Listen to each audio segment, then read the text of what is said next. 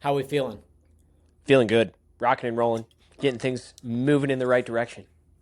Yeah, fantastic, fantastic. Well, I appreciate you sending me your check-in yesterday. I was unaware that you were dealing with any form of injury, so that was good to know. But things are on the Yeah. mend. Yeah, it was just a couple of weeks ago. I did a run, and all of a sudden I switched shoes. So we think that has something to do with it. And my plantar fascia was just like, "Hey, bud, I'm here." Ooh, And I have a little bit of history with it, so I was just like, "Okay, we're gonna not run." It's perfect because training for a triathlon, I'm able to get in the pool and I'm able to just replace the runs with bike rides. So, um, yeah, that's all we did. So feeling pretty good now, and gonna start running towards the probably this weekend again. fantastic. Well, I'm glad to hear that. Moving into the online course itself, Hmm. where are you with the content? And let's talk through it a little bit, see what you like, what you're missing, what you didn't like, so on and so forth. Yep, in module two, I do have to calculate my macros for like using the equation that you recommended. Could you remind me of the name of that? I always forget the name of it. Yeah, it's all right. Well, so if you have an accurate assessment of your lean mass, so Hmm. I define that by typically a DEXA scan. If you want to try it using in body data, that's okay. We can see what number comes out of it. That would be the Cunningham equation. But you need to know Okay. your lean mass accurately for that. The one I typically use most that you're probably thinking of is the Mifflin St. Jeor equation. And that one is going to calculate your BMR, just like Cunningham. And then, of course, for either, you need to multiply it by your activity factor, whatever you assess that to be. Yeah, yeah. I'm definitely thinking of the you said Saint. What is it? Mifflin Saint George? Sorry. Yeah, Yes. Mifflin Yes. St. Jeor. Jor. There we go. Not George. Jor. Mifflin St. George. So if anybody watching wants to Google that, and I'll put a link into the description as well. That was the one that you recommended on the video that you put on your on in the module. Yes. Just kind of curious why you like to go with that one consistently. Yeah, so first, I really like the Cunningham equation, but most people do not have an accurate idea of what their lean mass is. So, because of that, the Mifflin St. Jeor equation tends to be most accurate for most people. It's like the best average overall. Now, that being said, I know you probably already understand this, but for anybody listening, when we use a predictive equation to estimate our basal metabolic rate or resting metabolic rate, that's our BMR, RMR, we have to go into it understanding that this is a best guess. It doesn't matter how accurate it is and what went into developing this algorithm. There's no way to possibly with perfection tell you exactly how many calories you burn any given day. So we have to understand that. The whole point of using a predictive equation is to get close. So we have some semblance of an idea of how much energy our bodies might need just to survive. But of course, there's going to be variables that we cannot account for. And that is just calculating our BMR, RMR. From there, like I just mentioned, we then need to multiply that by an activity factor to really estimate what we think we're burning in a day. That is so subjective that so much margin of error can be introduced right there in that step. So there's two types of activity factor tables. One I've generated based on my experience, and then the traditional activity factor table. What I've noticed after working with so many people is that if you work an office job, but you have a really hard workout in the morning, overall throughout the day, your activity is still relatively low. Like, let's say you crush like a 45-minute CrossFit session. Yeah, that's awesome. And I know it was a heavy session. It was a lot for your body. But if from that point forward, you just sat behind a desk all day and you really did not, somebody could do a Murph, for example. Well, maybe not a Murph because there's 2 miles of running. But let's say some other more stationary CrossFit workout. So not Chad, you know, just think of something where you're not, Pick one. 45 yeah, minutes CrossFit workout. Get it, yes. got it done. You could do something like that and not, the point I'm trying to make is you could do something like that and still not get 10,000 steps in a day. So what I realized is people were using the traditional table for activity factors and essentially overestimating how many calories they're burning. Then if that individual was, let's say, trying to cut or taper, weight loss, either was stagnant or it was just too slow. So really, we made what I like to do is I have people base their activity factor on their overall perceived effort for an entire day. Because if you do that workout and then you go work a construction job, yeah, your activity factor is probably like 1.7, 1.9, possibly 2.0 because your day is so physically active. But then again, if you go sit behind a desk all day, maybe, your perceived effort for the day on average is like a 3 or 4. It's like, yeah, it was like a 10 for that 45 minutes, but then it was like a 2 for the other 15 waking hours of my day. So that really, again, is where most margin of error is introduced. So we're going to, go through the equation as is.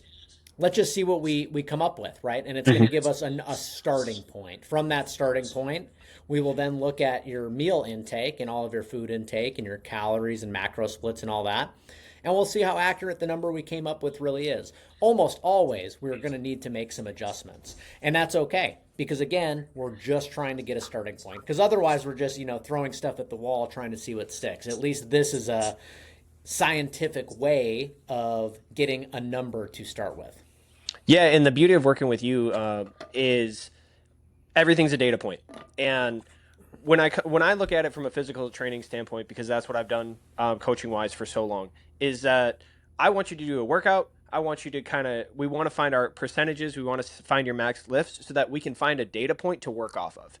That way we have something measurable 3 months from now, 6 months from now, from a year from now. And very rarely have I ran into people, and this is what drew me to you so much, other than the fact that you're a Marine and a veteran, and we just kind of hit it off. Got to represent. Represent, baby. And the fact that you're educated, being an RD and all that good stuff, have hundreds, maybe thousands of transformations with clients, like that's all Gucci. But it's the fact that you say it depends, just like I say it depends when it comes to working out. Like, hey, how do I get faster? Well, it depends. What are you doing? What are your numbers right now? What's your training plan look like? And you took that it depends and brought it to the nutrition world instead of just simply being like, well, here's your nutrition plan. This is what I want you to eat. You get plain rice, plain chicken, and then maybe add some plain broccoli. You can salt it if you want. But no. You're like, okay, it depends. We got to go through all of this. And we need data points in order to affect the change that we want on an extended period of time. And that's what drew me to you. So I'm so excited to get into this a little bit more and to, get our first data point going forward. Yeah, absolutely. And back to what you were saying about, the chicken rice and all that, like that, almost like we talked about a little bit in session 1. It's a very macro-centric viewpoint. And, the bodybuilding community is very notorious for things like that. And sometimes, it would be easier for me if I just wrote diet plans like that, because everything's easy to measure. But as the dietitian I am, who firmly believes in diversity and culture and getting all of these different nutrients in from a food first approach, well, it's impossible, because if we ate the same, chicken, rice, and sweet potatoes, or chicken, rice, and broccoli, and then chicken, sweet potatoes, broccoli, we're not going to get the diversity of nutrients that we're really looking for. But absolutely, data is important, and we're going to be able to then take these more diverse meal selections using a tracker and see what we still get on a macro level, right? Even though the tracker might not pick up on all the micronutrients that we'd like, we know just inherently through getting the diversity, it will be there. But it will still give us the macro breakdown. So we'll still be able to take that first data point, that estimated energy number in calories that we're going to get, and we'll see what's happening. So let's dive into, this past week of eating, how you've been feeling. I know we have obviously a slight weight loss goal, so I want to see where we're at with all of that. So I know you checked in, but, for the audience, what is our current weight today? Today I didn't measure, but when I checked in, it was 204.7. So around that Okay. 205 number that I've kind of been staying at. Okay. And we have full days of tracking complete. Yes, I do, and you're gonna freaking love this. That's why we're doing this, baby. It's raw, right? Don't worry, don't worry. It made me aware of some things too. Good. Well, and we're going to talk about that. Oh yeah. So you don't need to give me the day of the week. We'll just say day 1, day 2, day 3. And we'll talk first calories. So day 1, whichever day you're looking at, what are our calories?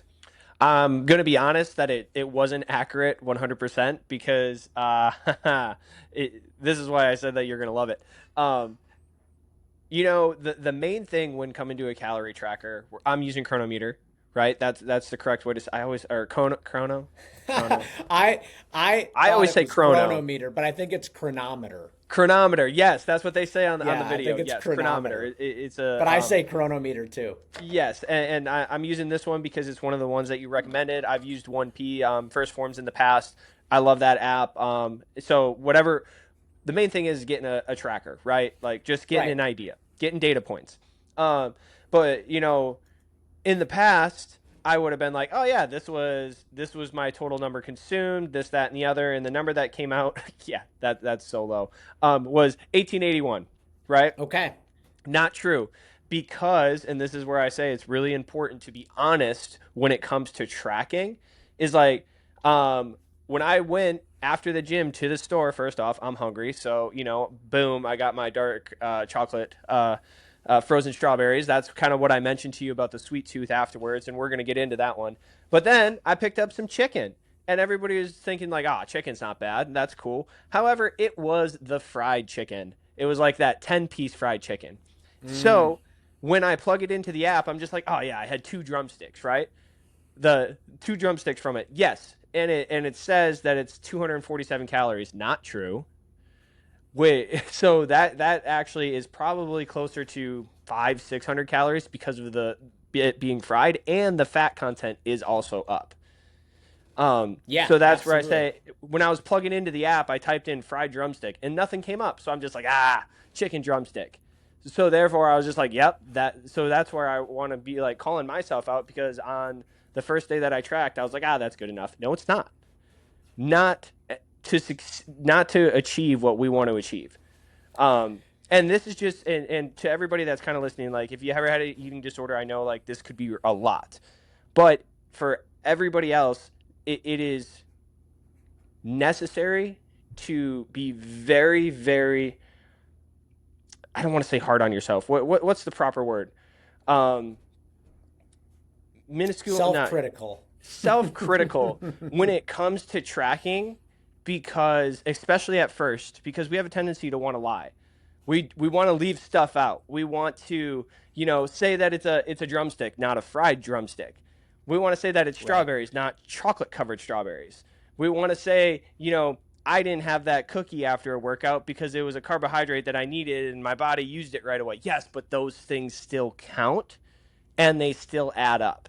So that's why I'm saying, like right now, like the first day I tracked, I was like, that's fine. But now as I go through it with Eric, with my coach, having this accountability, looking him in the eye, it's like, oh no, this is actually incorrect. So I had, fried chicken for lunch and dinner because I had a 10-piece fried chicken. I'm not going to let it go to waste. Of And then I had course. it was, and then the same thing because I used my leftovers for the next day as well. I just put it in there as chicken breast. It's like, no, that's fried chicken breast, right? So these calories, it says 1,800.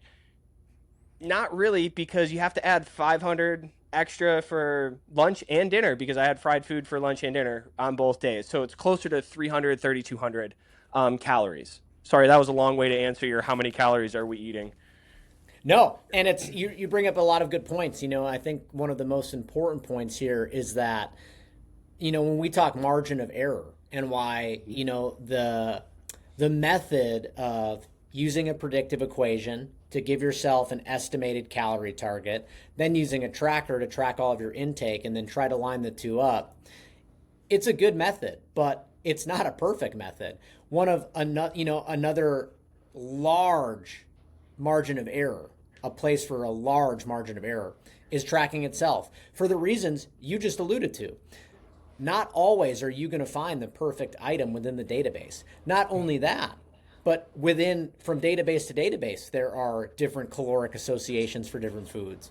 So the whole point of using this tracker is not to be perfect, but it's to identify trends. So a great thing you understood right away is, hey, I found a chicken drumstick, but it wasn't a fried chicken drumstick. So there's some missing calories here because at the activity level that I'm putting out, if I was to eat 1,880 calories, my weight would probably be down this week if that was my consistent number. Mm-hmm. So there are some missing calories, right? And that's what we're using the tracker for, is to identify these big trends, maybe red flags. The other one that would have likely been evident if you would have tracked the drumsticks being fried or the strawberries covered in dark chocolate is that the proportion of fat you consume that day would be much higher than what the tracker's saying, because dark chocolate is loaded with fat, saturated fat in particular, as is fried food. And chicken drumsticks aren't chicken breasts. So there's going to be inherently more fat in that cut of meat than a chicken breast. So this is perfect, right? Again, I was not expecting perfection. And by the week before the race, I won't be expecting perfection. We're doing this to learn. We're doing this to keep ourselves accountable. It's just a tool. And we're going to remain objective, right? I really like that you called yourself out and then kind of in general called out the fact that it's really easy to lie to ourselves and be like, well, I know that's not correct, but it looks better to me on the screen. It looks like I didn't consume so much saturated fat or calories. But we're not trying to judge ourselves here. We're just trying to get an objective number so we can say, hey, what's going on here? So I can make some, strategic changes. For example, and this is semi off topic, but like one of our local, burger shops in town is doing like a puppy chow themed ice cream like this week. So my wife's like, hey, we got to go and get some puppy chow ice cream. So tomorrow night for date night, I'm absolutely going to slam a cheeseburger and a puppy chow, milkshake, right? And that's okay. I'm willingly doing that. Without judgment, right? And that is the place I hope we can get all athletes to, especially because I'm not currently in a phase where I'm trying to cut or taper, right? I'm actually trying to gain a little bit of weight. Now, I'm not saying that eating a burger and a milkshake is going to be advantageous for my goal of building lean muscle tissue, but I have a little bit more wiggle room calorically where I can make decisions like that and not feel as bad. If I was really strategically trying to cut weight, I'd have to be a little more cautious. Not that foods like that do not fit, more so I'd have to be more precise with my proportions, right? Depending on when I really like that, and I think I think it's really important to kind of show how I think about food, right? Because that was one of the things in the modules. And you define diet, and I'm going to have you define that because you definitely have the definition known by in the old brain. yeah, Right? I've only said it a couple times. Just a couple. But to steal your thunder first is kind of along the lines that you were saying. It's just like normally in normal circumstances, it's just like, yes, have the puppy chow ice cream, have the chocolate cake with peanut butter frosting on my birthday that my mom makes. And trust me, I'm probably still going to do that because we're going to build it in. Now, of course, I say all the time, especially to my clients, is that we are no longer diet and exercising. We are eating and fueling for the goals that we set. So, as I talked 100%. last week, is I want to lose specific amount of weight so that I feel lighter and I can be more effective within the Norseman race and the endurance racing that I have coming up in 2026. And that's where it's really, really important to establish that goal and then connect it to how I'm eating. And this is why it's important to know how I'm eating, because guess what's not advantageous to weight loss? It's lying on your macro tracker. It's, it would be lying to your coach, which I am not doing on purpose because I do want to get to this goal.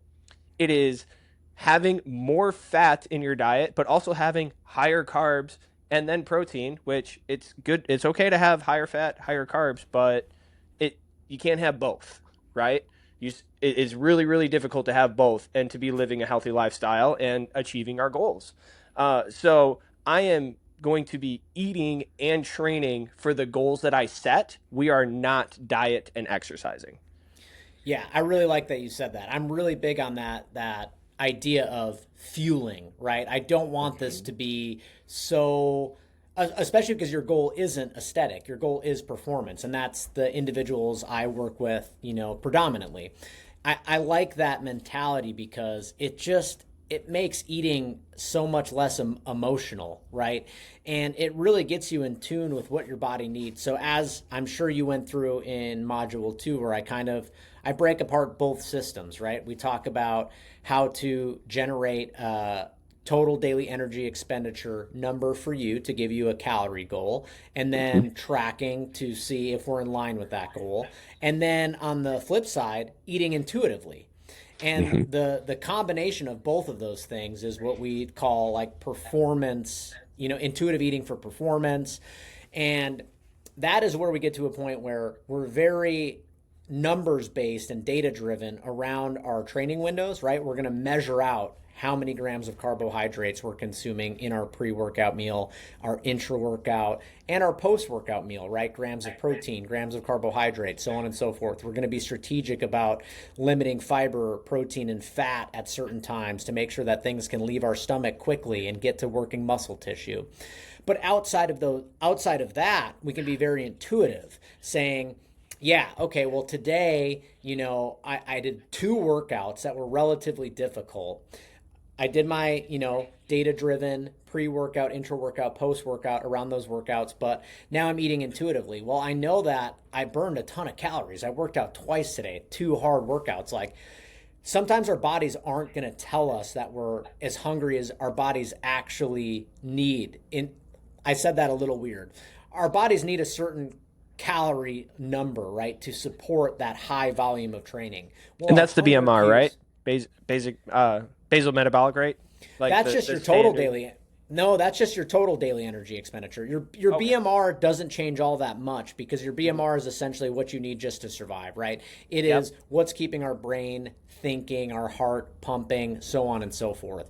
The things that alter your total daily energy expenditure outside of your BMR are going to be the thermic effect of food. So that would be like consuming higher protein because that has a high thermic effect, meaning it burns more calories to digest protein compared to carbohydrates and fat. Next would be your planned exercise. We can really manipulate our total daily energy expenditure based on exercise, right? If you have a 2 hour workout, your body's going to burn a lot more calories than if you don't work out at all. And then finally is that non-planned exercise factor, right? So all of the fidgeting or walking, so that's like walking or riding a bicycle instead of driving somewhere. It's taking the stairs instead of the elevator, so on and so forth. So all of these things can manipulate how many calories we burn in a day. But nonetheless, when we exercise heavily, we burn a lot of calories, and sometimes our body's hunger cues aren't enough, if that makes sense. So even though you might need an extra 200 calories, your body's not telling you that you're hungry.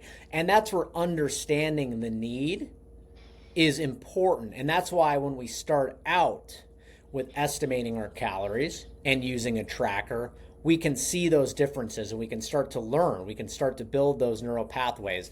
We say, okay, I worked out twice today, so I used an activity factor of 1.9 or 2.0. So my calories were, let's say, for sake of argument, like 3,500 calories.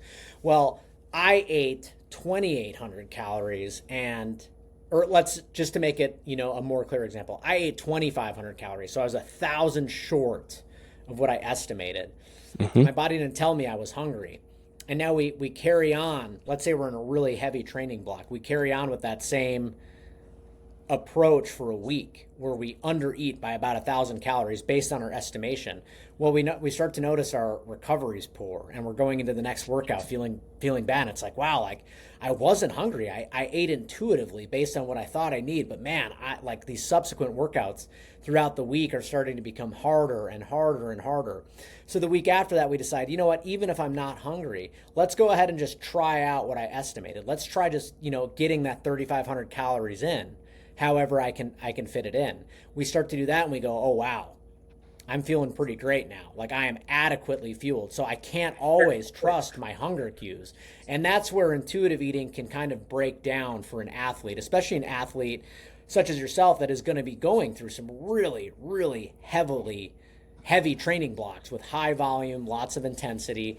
Some people experience it to a very small degree after an intense workout, where they're not hungry after a workout. Like they just cannot eat. They have no appetite. Maybe they're a little nauseous, which, should be like a great point of learning. Like, wow, I know I just expended a ton of energy. I just worked, like I just did a Murph, but now I'm not hungry. Like I can't eat. It's like, whoa, like that should tell you, like, you can't always trust your body on telling you when to fuel.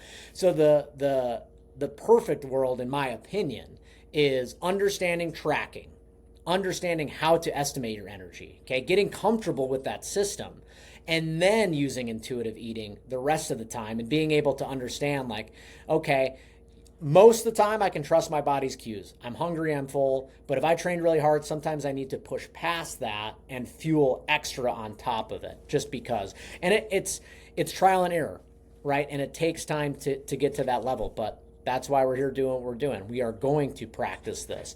And this is a great first week, right? We already identified some areas of improvement. We already identified that, hey, I need to be a little bit more diligent with my tracker. Because next week when we meet, we're going to do the same thing, right? We're going to do a quick dietary recall. And I'd like to see, like, if you feel confident that, hey, I feel really good about what I tracked, then we can start taking these data points and seeing trends. Okay, we've estimated your calories at this, which you're going to get to me. And then here's what I've tracked. And now we can start correlating. Is what he's tracking and what he estimated, like, is his weight staying the same? Is his weight going up? Is it going down? Let's just see what happens. And it's going to take, weeks to really kind of trend this, because our body weight, depending on how big we are, can fluctuate, 5-6 pounds a day based on hydration status. I mean, if you're a 250 pound, male with 10% body fat, your body holds a ton of water. And if you're dehydrated versus being fully hydrated with full glycogen storage, it's going to carry a lot more weight. So being able to trend over 2-3 weeks, then we can really start to trust if our weight loss, weight maintenance, or weight gain numbers are accurate. And that's exactly what we're going to do. So what I've written down so far is like area of improvement, things to, get more dialed in is tracking. But that was just day one. So I don't want to cut you off. Did you feel like day 2 and day 3 of tracking were better, more accurate? And it's okay if they weren't. Because day 2 was kind of the same thing. I had leftover chicken, and I just had it, but tracked it the same way. Copy paste, because it was kind of the same meal. And then day 3, it was just rinse, wash, repeat. So it was that I came around. I had about the same numbers because I tend to eat around the same meals, especially with leftovers. I really enjoy leftovers. That's why I say I'm always better when I prep, because I'm perfectly fine with that. But it's prepping the correct things, and I don't want to say actually not correct things, the proper things to fuel my goals. Right. Okay. Because everything can be correct. Like not everything if you're eating ice cream every day, but you can figure it out.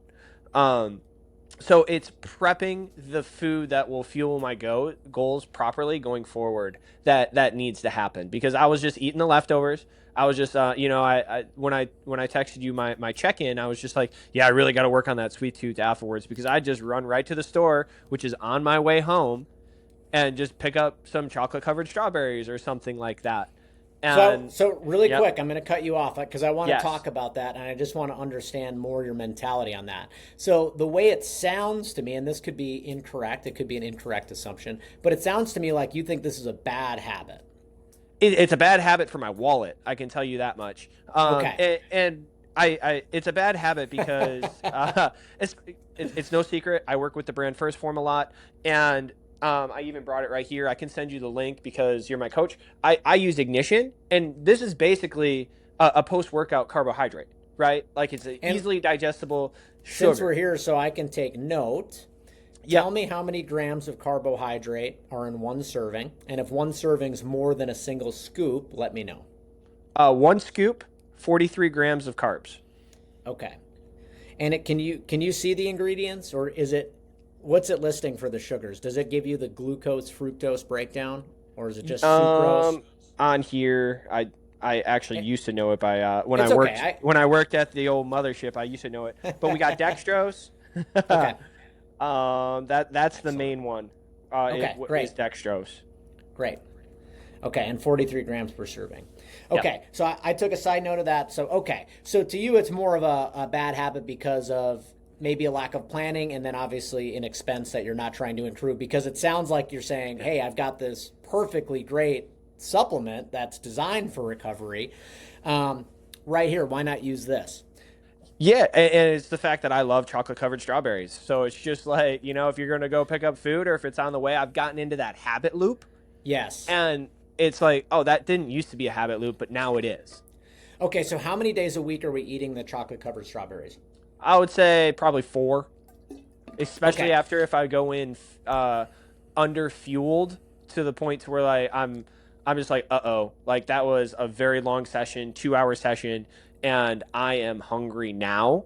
I'd rather just go eat chocolate covered strawberries, eat them on my way home. And to me, like it's delicious. I love it. It's needed because I need the carbs, but the carbs blended with the fat at that time is probably not optimal. So a lot to unpack there, and if you don't mind, can I offer some suggestions? Let's go, baby. Okay. So yes, if we're looking by the book, we're going to start with the fat content being less than ideal. Okay. If we're looking by the book, typically depending on the intensity of the workout, we want to limit fat immediately following a workout, right? Later in the day, no problem. In fact, fat's great for the caloric input because it's going to help bump up our calories. And if we're an athlete, we typically need more calories. But immediately post workout, because fat is so energy dense, it will delay our gastric emptying, meaning contents leaving our stomach. Well, the whole point of fueling before a workout, during a workout, and immediately following a workout is we want those nutrients to get to where they need to go really quickly. So in the case of post-workout, that is going to working tissues that were damaged. It is going to our liver and muscle cells for glycogen replenishment. So if we slow the food from leaving our stomach, it's going to slow down the process of muscle recovery, glycogen replenishment, and we're talking really small scale. The effects of this slowing down are typically negligible. I'd say maybe elite level Olympic athletes at peak training, it could be, a problem. For most other people, yourself included, it's likely not an issue. But just so you know, and to be aware of why we do the things we do, that is the proper reasoning behind limiting fat immediately post-workout. The next thing I want to unpack is, you like chocolate covered strawberries and it's a treat for yourself. So my suggestion one is, okay, you don't like the fact that you're doing it, because it's become a habit and it's costly, but you do like the chocolate covered strawberries. So suggestion one is, can we buy one batch of chocolate covered strawberries in the beginning of the week and spread load them? So instead of that being like, oh, you're just crushing a whole bunch of them each day, it's like, hey, I get 1 or 2, but every day of the week. Or can we do the chocolate covered strawberry, binge essentially, where we're eating a bunch of them just a couple times a week to maybe a little treat to yourself after your hardest training sessions that week. So like, already what your training's looking like for the week. Like for me this week, it's going to be my conditioning day. To me, that's going to gas me the most. That would be a day I would treat myself to something a little bit more, calorie heavy, more fun, so on and so forth. But kind of pick one, right? So then the solution is we're still limiting how many we're buying, but we're also still honoring that passion for that food, which is a great thing. Like you love chocolate covered strawberries. I think that's super fun. And like the minute we fully restrict and say, yep, those are off the table. Like now we're just going to get a post-workout supplement and that's going to be that. Like it's going to be in the back of your mind. Like, man, I could really go for some chocolate covered strawberries today. But I think And I'm like like, when taking does it, this end? Because then I yeah, can have them again. And that is like, we can always have food. We have to remember that. We can always have food. We can make it work for us. It's just the timing of it. And if we 100%. say we're going to wait until after the Norseman, guess what happens after the Norseman? Every single day of the week, I'm going to be having chocolate strawberries. And Ooh. that's probably not a good thing. So yeah, so that would be my first step of guidance is pick one of those two suggestions, either get one batch and spread load it or treat yourself, and limit yourself to however many days you want, once, twice a week based on your hardest training. But again, less than 4 times a week. Even if you did it 3 times a week this upcoming week, that's still a win because we've reduced 1 day of using that as like our fallback post-workout. Do any of those suggestions sound like they track? Oh, it's definitely going to be number two. I have a massive sweet tooth, so if I know they're in the house, they're getting eaten. Oh, fantastic. This is good to That's know. just the way I am, and it's crazy how people work because I've worked with clients to where like it's exactly like me, and I've worked with clients where they're just like, yeah, I can have one bite of Ben and Jerry's pint of ice cream, and I'm like, you're crazy, but I See, am I can like, you're my you, wife and I'm the guy you just described. I can 100% make like a small tub of ice cream yep, last 2 weeks or like yep, cookies in the house. Like I can do mm, a half a cookie a day if I mm, needed to. I love me a Right? But my cookie. wife's like, if they're here, they are getting eaten, and like we Mhm. both know that about it. So typically, I will hide myself some cookies to make sure they Hey, don't disappear on me. and that's just knowing who you are as a person and the way that you consume food. There's nothing wrong with it. Absolutely. Like you said, like Yep. I'm still going to be able to have chocolate covered strawberries. We're just going to use them in the most optimal way. And So yeah. I really like the reward system where it's like, hey, like I get to look forward to that, and during that training session, you're like, I am the prize, baby. Like I'm crushing. Even if you're a little tired that day, you're like, I'm getting chocolate covered strawberries after the session. Like I am Right. pushing hard. I've been using these like Belgian waffles from Costco because a family member had purchased them recently and then like didn't finish them. And they're like, "You want them?" I was like, "Oh yeah, I can find a use for those." Now they're also going back to the fat content a little high. They're not like the ideal pre-post workout, but loaded with carbohydrates. They're delicious. So that is what I've been treating myself with after hard training sessions this past week, and it really is. I was doing like my last interval last week, and I was just like, I was tired. Like it was that point where you didn't want to give 110% because you're like, hey, man, I just did 9 of these things. Like it's 10. Like I just need to finish. I was like, no, man, I'm about to crush that Belgian waffle. Like I'm going ham. And that Belgian waffle was like the carrot on the stick. So, yeah, so I love that. So we'll make that a small goal moving forward for you in this upcoming week is, hey, limit yourself, definitely not 4 days a week. You set your own goal for how many days a week you want to treat yourself. And then when we reconvene next week, I want to hear how that went and if that was a good strategy. Moving on to the next point is let's start talking a little bit about, your daily diet, and then we can talk a little bit about what you're eating around training. So you said from the beginning that we want to increase variety, and then you alluded to this week already that hey, it wasn't ideal, right? Maybe you weren't as prepared as you needed to be, wanted to be, so on and so forth. So let's just decide right now, planning and looking ahead, right? We're going to do some reconnaissance here, some forecasting. This upcoming week, when are you going to have time to meal prep for next week? Is it going to be Sunday? Is it going to be Saturday evening? Is it going to be Monday? It could be a combination of Saturday and Sunday. So it doesn't have to be one day. I can spread it You out. pick. Saturday, yeah. You tell me. Sunday is my ideal meal prep day.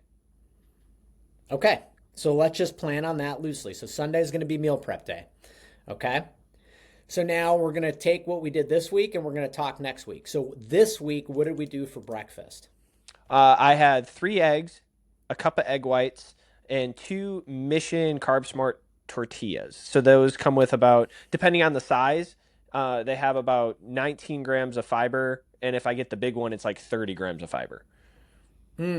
So overall, they're going to have a high carbohydrate value, but because the fiber is so high, the net carbs are less, right? So Yes, we'll talk correct. about that a little bit. I like to see that you're focusing on fiber. That's awesome. And How I do believe that would also be a place that we can work in other foods, i.e., I do have apples. I want to work in beans and things like that for color.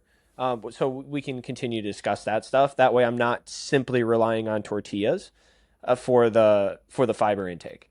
Yeah, yeah, and we'll just come right back to it because if we want to keep the same framework and template for next week, that's absolutely okay. We'll just make some tweaks. So I just want to make sure I got everything because the only thing I wrote down were 3 eggs, 1 cup egg whites, and then carb smart tortillas. And can you remind me how many of those tortillas? 2. Okay, and then what else after the tortillas? That's water. And Okay, normally I have some it's called sweet and spicy mustard. It's like ten calories um sure. per serving, and that's the sauce that I use on there. Then I Okay. salt and pepper my eggs. Not complete. So, I know I'm white, but I got to put a little something on there. And the salt's going to be especially important, especially if we're not supplementing with electrolytes. And we'll talk more about that, especially in the upcoming weeks when we start to get really detail oriented. So, okay, so that's breakfast. After breakfast, when's the next time you eat? Yeah, so I've been eating a waffle. It's a honey stinger waffle. Okay. One or two of them. A couple of times I had one. A couple of times I'm like, oh my gosh, I'm hungry, so I had two prior to my morning workout. Okay. So that'll probably be around. Yeah, I eat breakfast around 6. That'll probably be around 9, 10, maybe a little bit earlier. I think they're 19 Okay. grams of carbs per 150 I'm looking it calories. up. I'm looking it up right now.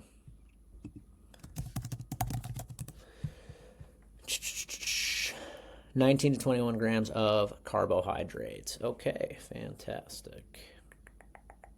6 to 7 grams of fat. Something to keep in mind. Yeah, those really added up. When I do my long distance stuff, it's just like, oh, that's actually a lot of fat, but it's I'm burning it. It's Yeah, like yeah, and marathons, more so, baby. you'll what we're going to talk about is when you're training is what you eat beforehand. Do you still feel it in your stomach? And it might not even cause GI distress, but if it's still in our stomach, Mhm. it's not really accomplishing the goal we'd like it to achieve, right? Again, the whole purpose of consuming fuel before working out is so that it can be available in our bloodstream for our muscles to use to generate that ATP so that it doesn't need to use glycogen right out of the gate. Because although it seems like a good strategy, well, if it's sitting in my stomach, it's kind of like a time release carbohydrate. I get that. It makes sense. But we've got intra workout fueling that we're packing. So, like by that 45-minute mark, instead of relying on the food in your stomach, how about you consume pre-workout so it's in your bloodstream, and then at 45 minutes we just do like a gel or some other simple carbohydrate to introduce that fuel again for that glycogen sparing effect.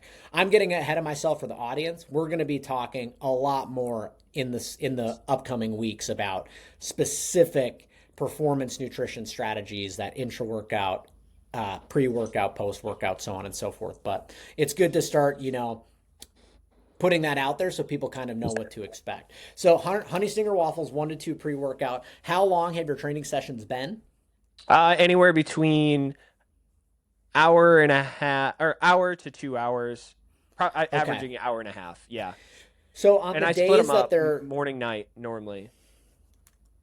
oh, okay. Now is that in totality for the day is 1 to 2 hours, or a single session No, is 1 point? Yeah, that's what I thought. yep. A So single training session session is one, one it point is five to normally two a hours.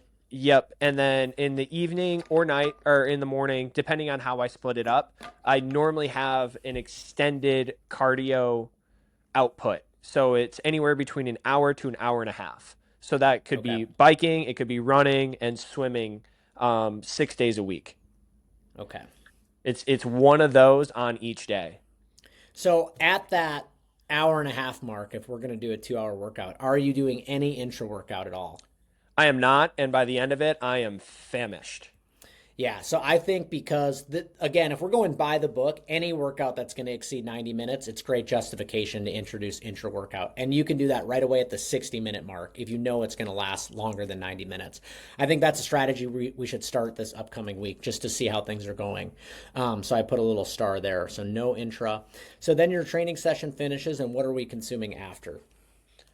Chocolate covered strawberries and apparently a deep fried chicken drumstick this last week. No, in the world going forward, it'll be 1 scoop of ignition, first form ignition, and then it'll be a scoop of clear protein isolate, whey protein isolate. Okay. I like I said, I work with First Form, so that's the brand I use, but I'm also not afraid to use any other protein available. And That's normally fine. that'll be about 2 scoops of protein. It's 90 calories each, 22 grams of protein each scoop. Their normal powder is 110 calories with about 24 grams of protein each. So before I give you a suggestion on that combination, I want to know when the next time you eat is after that chocolate covered strawberry. Well, next week it's going to be the ignition and protein. But when's the next time you'll eat after consuming that supplement stack? So after consuming the supplement, because it digests so fast, it's anywhere between within a half hour to an hour. Okay, great. So then Yep. what I encourage you to do is, depending what the training session is, okay, reducing the amount of protein. So any long duration cardiovascular training, a long run, a long swim, a long bike ride, okay, or a really high intensity workout where you're really burning through carbohydrates quick, I encourage you to keep the ignition where it's at. In fact, I'll give you a recommendation to go off so you can dose appropriately. you train really hard. I would like to see, but because you're cutting and tapering technically, let's do those carbs at about 1 gram per kilo to start, and we'll see what that does for you. Now, 1 scoop of ignition, you already told me, is 43 grams of carbs, so that's not going to cut it. So let's go to your current body weight. We're just going to estimate at 207, right?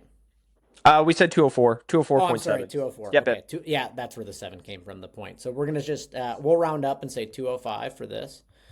Okay, we're going to divide that by 2.2 to get your kilos. Okay, so if we're doing 1 gram per kilo, we're going to need 93 grams of carbohydrates. So why don't you try 2 scoops of ignition, okay, post Hmm. workout?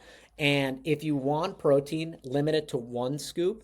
Protein, again, has that same gastric emptying delay effect, okay, slightly. So after like really strenuous workouts, it's recommended really not to consume more than about 15 grams in that first 30-minute window. After that, like consume as much as you want. Again, you still want to achieve your daily goal, but because that muscle protein synthesis post workout, that anabolic window, it's not as important as your glycogen replenishment. You've got time. Like if you hit your protein an hour later, you're still going to get the same benefits, but that your body's ability to replace that glycogen is optimized immediately following training. So it's more important to get those carbohydrates in first and then worry about a more balanced meal or snack. So I would say basically flip what you have. I do 2 scoops ignition, 1 scoop protein in that first 30 minutes. And then again, assuming your next meal is going to be 30 minutes to an hour later, then we can focus again. You can double down on your protein to get that extra protein kick back in. But we at least know that, hey, we got that carb replenishment done.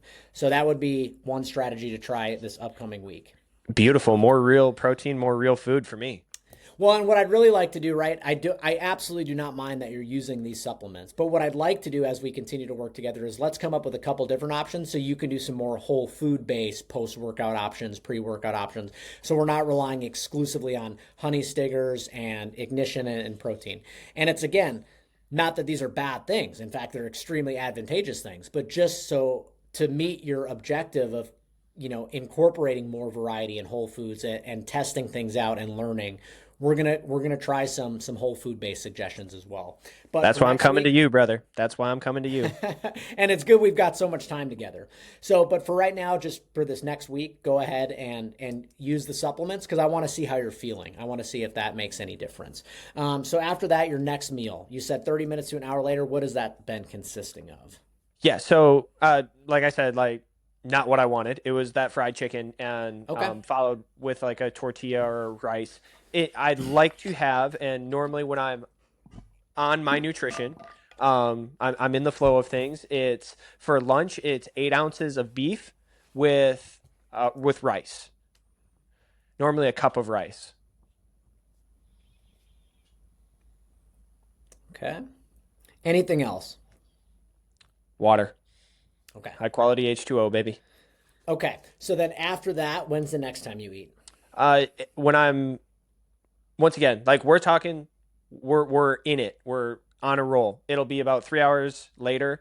So about 2:30, 2:30, 3 o'clock. It's normally a cup of cottage cheese, the 2%, and like my apple with peanut butter. Okay.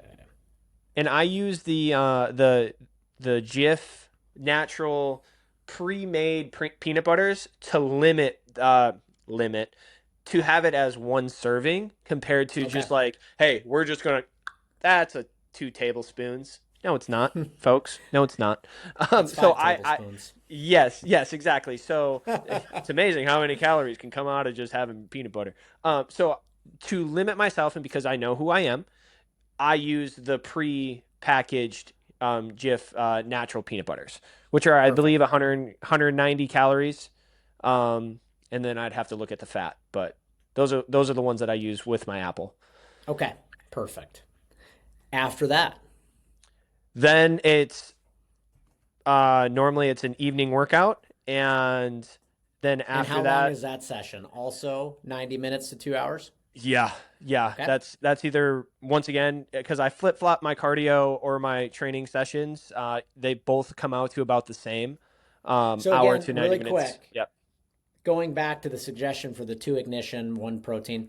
If Hmm. the session is more resistance training based, if it's more strength and power focused, you can maintain typically, I'd still keep it at a gram of carbohydrates, but your protein volume can go back up to, if you want to continue to do 2 scoops, it's okay. It's more so when the intensity was really high and the endurance, it was purely a running, cycling, swimming session that like you can just do the carbohydrates, honestly, with a small amount of protein. So I just want to make sure that that point is clear. Okay, yeah, cause I was just like, man, like I thought, protein and it helps repair the muscles. I was like, all the Yeah, yeah, bodybuilding yeah. and all the old guys, we all say like shuttle the protein to the muscles with the carbohydrates. I was like, oh, Of it's like course. okay, So, and you still want a little bit, even yes, during yes, those yes, those endurance days, but not an overabundance of it. Again, because we don't want to slow those carbs getting to where they need to go, so they can restock the liver and muscle tissue glycogen beautiful, stores.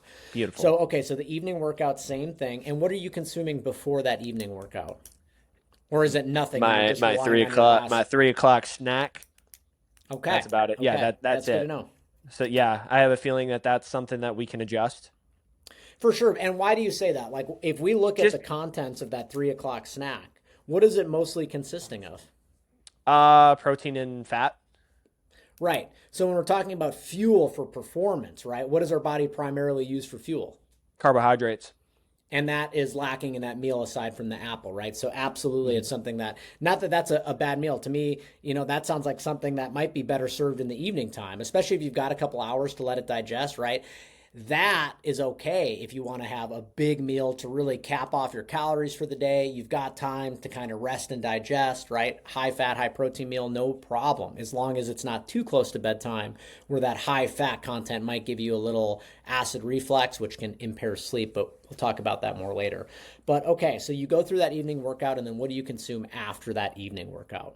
Normally it's honestly, if I'm being honest, I dislike having my ignition and my protein again. So normally I pick and choose. Perfect. Normally it is more towards a strength workout that I have that. So then it'll just I get home and I hit some food. Normally that's 8 ounces of chicken, and that's where I work in the variety. It can be 2 tortillas, it could be a cup of rice, or just another carbohydrate that could kind of like be plugged in there. Normally I stick to tortillas because I love, Tex-Mex and it kind of makes me think of it. And rice just because it's pretty simple. For I sure. follow the KISS principle, keep it simple, smarty, not stupid, because we never call ourselves stupid. We call ourselves smart. I got Love that it. one from Mark Divine. He's a ex SEAL. Can't even own that one. But I follow KISS because like we want to be able to keep things as simple as possible and get the results that we want. For sure. So, okay. And is that the last thing you consume that day? Yes, magnesium at night to help me, just kind of chill out. But that's most of the time my last meal. Okay. So, overall, if I'm to assess some good and maybe some areas of improvement, what I really like seeing is because you're coming from such an athletic background, I can tell that your diet's been very macrocentric. So you have no problem eating enough protein, which is typically a struggle for people that really haven't done that in the past, right? They're like, oh my gosh, I have to eat so much chicken and beef and find other sources. So your protein is covered, right? From there, we need to start increasing some variety, especially in our carbohydrates department. So, did you have a chance to look through all of the athletes' plates in my online course? I got through a couple of them, not all of them. Okay, so I want you to view those, okay? And your homework for this upcoming week is going to be review the athletes' plates. So Yep. before I even tell you what I want you to start changing in your diet, okay? Mm-hmm. It's going to be on you. And I want you to base it on looking at those athletes' plates. And I want you to get creative. And it's okay if you make mistakes because I'm here to catch you next week. So I want you to look at those athletes' plates, and it's really easily broken up between light training, moderate training, and heavy training. Now, you being a very conditioned athlete, if somebody is listening to this podcast and they go, oh my gosh, this guy trains an hour and a half to 2 hours twice a day. To me, being an untrained individual, that sounds like heavy activity, heavy training. But to you, somebody that's been doing it for so long, maybe that's a moderate day, right? Maybe it's even a light day compared to what you've been doing. I'm not saying it is, but I'm saying maybe based on your training status, it isn't always heavy. Nonetheless, use the athlete's plates as guidance, light training, moderate training, heavy training, and see where you can, make some changes to what you're telling me. Okay. From there, next week, we'll talk a little bit more around, after we made those improvements, we'll talk about those. And we'll talk about how can we maybe rearrange structurally to make sure that when you're eating the certain proportions, it's more advantageous. So one hint I will give you is, although I really like where your head's at with those carb smart tortillas because they are giving you a great fiber bump, which is so important for our overall health and well-being, they're not really high in carbohydrates. And somebody that's as training as hard as you, okay, I would define you, although we're training for an endurance event, right now I'd say your training is still kind of more hybrid. I mean, Sully, we're aiming for like minimum 6 grams of carbs per kilo. So if we go back to the drawing board, that's like 660 grams a day minimum for carbohydrates. So you'll have to tell me where you're at currently. Excuse me? 600, how many? Yeah, 660 grams a day.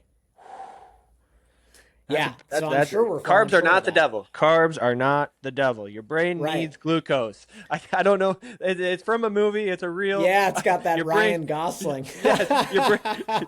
You need carbs.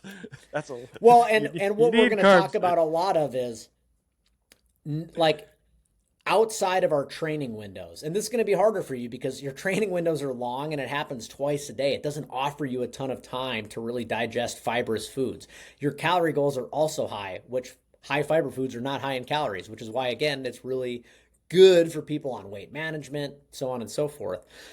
But I want you to get that diversity of carbohydrates in, right? It sounds like a lot of carbs, and maybe in our head we go, oh, this is like soda pop and Pop-Tarts and sugar. I'm talking in my head when I think carbs, I'm thinking like mandarin oranges, kiwis, potatoes, sweet potatoes, right? These carbohydrates. Now you're speaking my love language.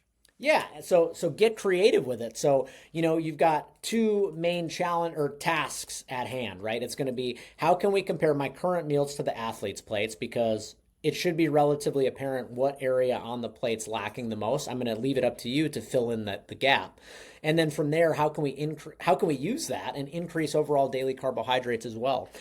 You have no problem hitting protein. I'd like to get an accurate count on that because you're not in a building phase and because you're trying to, train for a really heavy endurance event. We got to really start training our gut to accept more carbohydrates and rely less on fat and protein, because come the Norseman, your intake that day might be as high as like 12 grams of carbs per kilo. And if your gut isn't prepared to take in that high level of carbohydrates, we're going to have issues. And we need to start training your gut now so that we can start trying out strategies and training. So come game day, it's like, yep, we've done all this 10 times over, reversed, flip-flopped, this and that. Like, we're good. I've tried it. I feel really confident in all this. I know if plan A doesn't work and plan B doesn't work, we've got a plan C, and we've tried plan C. So all that will be done, but it starts now, so we have time to try all of these things. So our first target's going to be 6 grams of carbohydrate per kilogram of body weight. And from there, I'm going to need an accurate count on protein for tracking, because if you're overshooting protein and we can lower it, that's going to open up the door calorie-wise for more carbohydrates. And same with fat. Again, fat's really important. It's a nutrient that we need for a whole bunch of things, like absorbing fat-soluble vitamins and hormone production. But if we're over-consuming it and we could better spend those calories in the carbohydrate department to fuel our performance, well, that's exactly what we're going to do. So if we get accurate numbers in grams for your protein and fat, we'll see if we have more wiggle room to throw into the carbohydrate bucket. Does all of that make sense? It certainly does. And I can tell you, I'm very thankful for you, because the last thing I want to do to go into the world's toughest triathlon, the Norseman, is to not have my carbohydrates ramped up and to have gut issues when I'm trying to get through, Right. a 2.4 mile swim, 112 mile bike ride, and then a marathon up a mountain at the end of it. That would probably be the worst situation other than like a major catastrophic injury. Well, and the thing is, right, if we go, not to cut you off, but, let's say you're really fat adapted and you get really used to the strategy you're currently doing. because of your background and your mentality, you'd probably still finish the Norseman. But I don't want you to just finish the Norseman. I want you to freaking crush the We Norseman. want a black shirt, baby. That's what And we if want. we, yeah, and if we want to optimize performance, if we want to, leave nothing on the table, we're going to fuel with carbs. And we're going to get used to fueling with carbs because that is going to be the jet fuel that is going to rocket you into that black shirt. Love it. Just so that I'm hearing you correctly, we want a good protein count over the next week.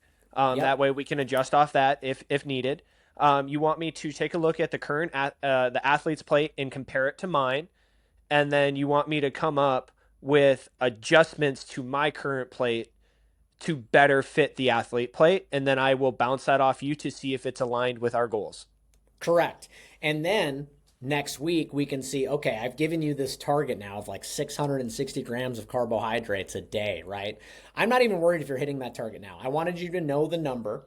I want to see if the adjustments you make to your daily meal selection starts working towards that direction.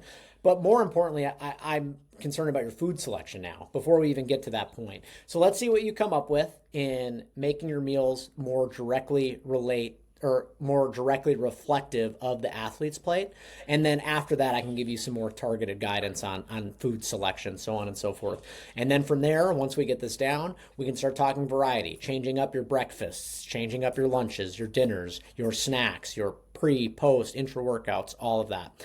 But again, baby steps. So we're going to start with the tasks I've assigned to you, which you just laid out perfectly.